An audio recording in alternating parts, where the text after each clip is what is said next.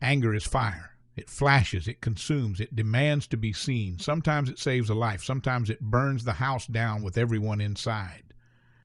There was once a friend, sharp mind, strong will, who used to call himself the angriest man on the planet. Said he wanted to jump off the world and set it on fire. And in truth, it wasn't hard to believe. He walked around like a live wire, hair-trigger temper, deep wells of thought, always carrying more than he let on. Something about him sparked when the wrongness of the world pressed in too close. He knew how to use his anger, too, could turn it into speech, conviction, motion. But there was a cost.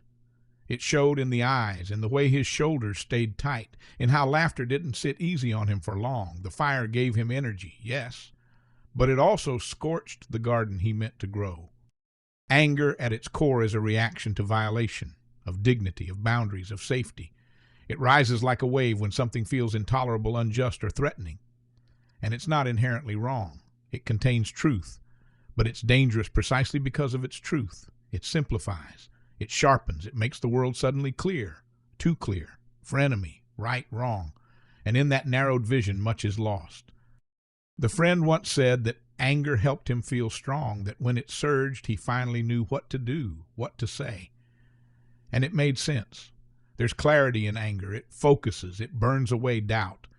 But that clarity is a trap because it only sees one layer. It rarely sees the wound beneath the wound. It doesn't see the other side. It doesn't see love. Anger wants a reckoning. It wants the wound acknowledged. It wants someone to pay. And when that fire takes over, it doesn't mind if the whole village burns so long as the pain feels answered. Over time, the friend began to notice certain signs. He'd get irritable with people who hadn't done anything wrong. He'd rehearse arguments in his head, ones that hadn't even happened yet. There was a constant tension in the chest, a kind of coiled heat that never fully left. And the worst days were the ones when the outburst came and nothing followed. No apology, no remorse. Or worse, remorse came, but he started believing it didn't matter. That was the danger, not the flame itself, but what the flame demanded, total loyalty. It wanted to define him, and for a while it did. But there came a turning. First, he started listening to the anger instead of just obeying it. Not dismissing, but listening. Asking what it was really trying to say, what was hurting, what boundary had been crossed, what was the real grief.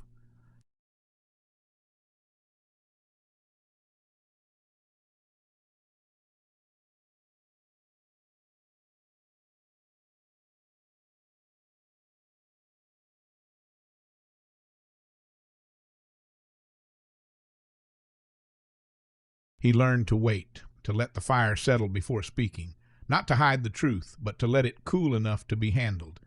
Heat distorts, but clarity, when tempered, can cut clean without cutting deep. Eventually he found the wound, a deep one, old, private, a wound that had shaped so many of the moments that followed, even when no one else could see. And with that wound came grief. Not rage, not heat, just grief. And grief didn't roar, it wept. That weeping, quiet, uncelebrated, honest became the beginning of peace. What made the difference in the long run was presence. Not just his own presence to himself, but the presence of others. People who were soft but not weak. People who loved him without flinching. Who stayed when the fire flickered. Who saw the anger as real but not as final. In that kind of company, he began to loosen his grip. The fire didn't vanish, but it stopped being the king. He used to say that anger pointed at the wound, but it didn't know the way home. And that made sense. Anger may wake a soul up, but it cannot be trusted to lead. So these days, the old friend still carries a coal in the hand, but he carries it differently, palmed loosely, not gripped tight.